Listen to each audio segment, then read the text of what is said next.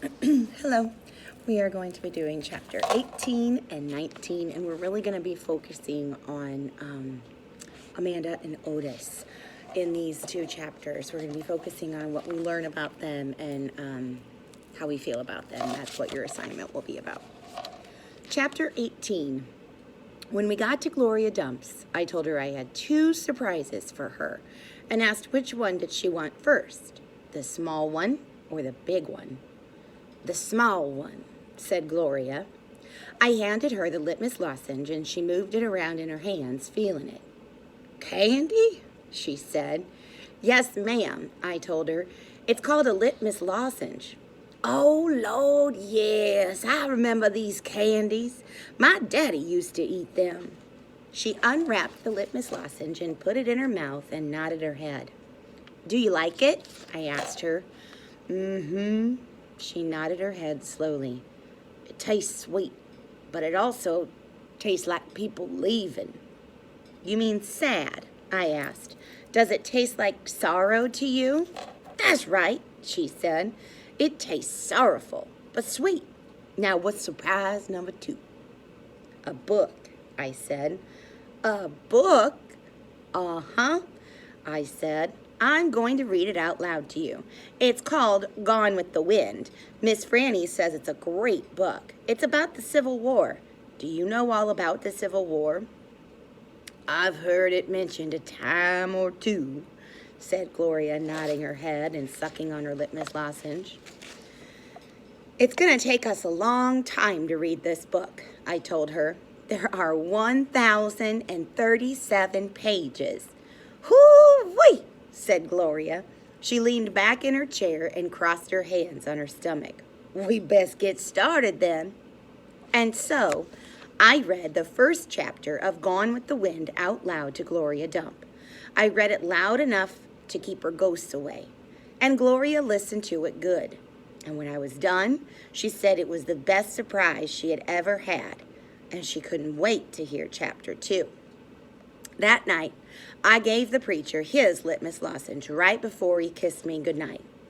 What's this? He said. It's some candy that Miss Franny's great-grandfather invented. It's called a litmus lozenge. The preacher unwrapped it and put it in his mouth, and after a minute, he started rubbing his nose and nodding his head. Do you like it? I asked him. It has a peculiar flavor. Root beer? I said. Something else. Strawberry? That too, but there's still something else. It's odd. I could see the preacher getting further and further away. He was hunching up his shoulders and lowering his chin and getting ready to pull his head inside his shell. It almost tastes a little melancholy, he said. Melancholy? What's that? Sad, said the preacher. He rubbed his nose some more. It makes me think of your mother. Winn Dixie sniffed the candy wrapper in the preacher's hand. It tastes good, or it tastes sad, he said, and sighed. It must be a bad batch. No, I told him. I sat up in bed. That's the way it's supposed to taste. Litmus came back from the war, and his whole family was dead. His daddy died fighting, and his mama and sister died from a disease, and the Yankees burned his house down, and Litmus was sad, very sad. And what he wanted more than anything in the whole world was something sweet. So he built a candy factory and made litmus lozenges, and he put all the sad he was feeling into the candy. My goodness, said the preacher. Winn Dixie snuffed the candy wrapper out of the preacher's hand and started chewing on it. Give me that, I said to Winn Dixie. But he wouldn't give it up. I had to reach inside his mouth and pull it out. You can't eat candy wrappers, I told him. The preacher cleared his throat. I thought he was going to say something important, maybe tell me another thing he remembered about my mama. But what he said was, Opal, I had a talk with Mrs. Dewberry the other day. She said that Stevie says that you called him a bald-headed baby. It's true, I said. I did, but he calls Gloria Dump a witch all the time, and he calls Otis retarded. And once, he even said that his mama said I shouldn't spend all my time with old ladies. That's what he said. Well, I think you should apologize, said the preacher. Me?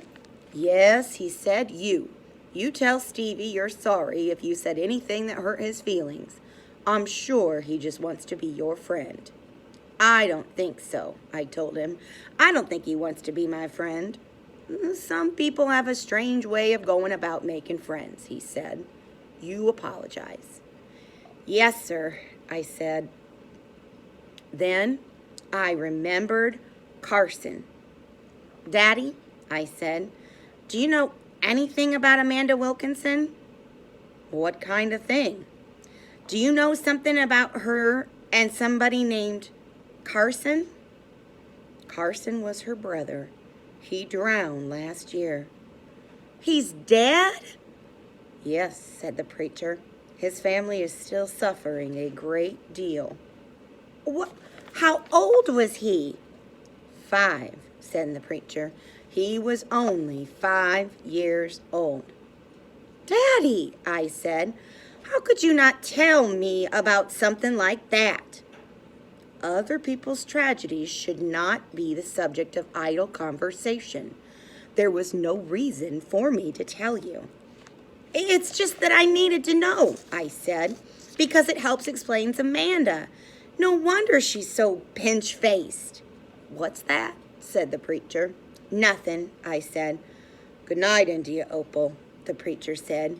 He leaned over and kissed me, and I smelled the root beer and the strawberry and the sadness all mixed together on his breath. He patted Winn Dixie on the head and got up and turned off the light and closed the door. I didn't go to sleep right away. I lay there and thought how life was like a litmus lozenge, how the sweet and the sad were all mixed up together, and how hard it was to separate them out. It was confusing. Daddy, I shouted. After a minute, he opened the door and raised his eyebrows at me. What was that word you said? The word that meant sad. Melancholy, he said. Melancholy, I repeated. I liked the way it sounded, like there was music hidden somewhere inside it. Good night now, the preacher said. Good night, I told him back. I got up out of bed and unwrapped a litmus lozenge and sucked on it hard and thought about my mama leaving me. That was a melancholy feeling. And then I thought about Amanda and Carson, and that made me feel melancholy too. Poor Amanda. And poor Carson. He was the same age as Sweetie Pie, but he would never get to have his 6th birthday party. Chapter 19. In the morning, me and Winn Dixie went down to sweep the pet store, and I took a litmus lozenge for Otis. Is it Halloween? Otis asked when I handed him the candy. No, I said. Why? Well, you're giving me candy. It's just a gift, I told him, for today. Oh, said Otis. He unwrapped the litmus lozenge and put it in his mouth, and after a minute, tears started rolling down his face. Thank you, he said. Do you like it? I asked him. He nodded his head. It tastes good, but it tastes a little like being in jail. Gertrude squawked. She picked up the litmus lozenge wrapper in her beak and then dropped it and looked around. Gertrude, she screamed again. You can't have any, I told her. It's not for birds. Then real quick, before I lost my nerve, I said, Otis, what were you in jail for? Are you a murderer? No, ma'am, he said. Are you a burglar? No, ma'am, Otis said again. He sucked on his candy and stared down at his pointy-toed boots. You don't have to tell me, I said. I was just wondering. I ain't a dangerous man, Otis said, if that's what you're thinking. I'm lonely, but I ain't dangerous. Okay, I said, and I went back into the back room to get my broom. When I came out, Otis was standing where I left him, still staring down at his feet. It was on account of the music, he said. What was? I asked. Why I went to jail. It was on account of the music. Well, what happened? I wouldn't stop playing my guitar. Used to be I played it on the street, and sometimes people would give me money. I didn't do it for the money. I did it because the music is better if someone is listening to it. Anyway, the police came and they told me to stop it. They said how I was breaking the law, and the whole time they were talking to me, I went right on playing my music. And that made them mad. They tried to put handcuffs on me. He sighed. I didn't like that. I wouldn't have been able to play my guitar with them things on. And then what happened? I asked him. I hit them, he whispered. You hit the police? Uh-huh.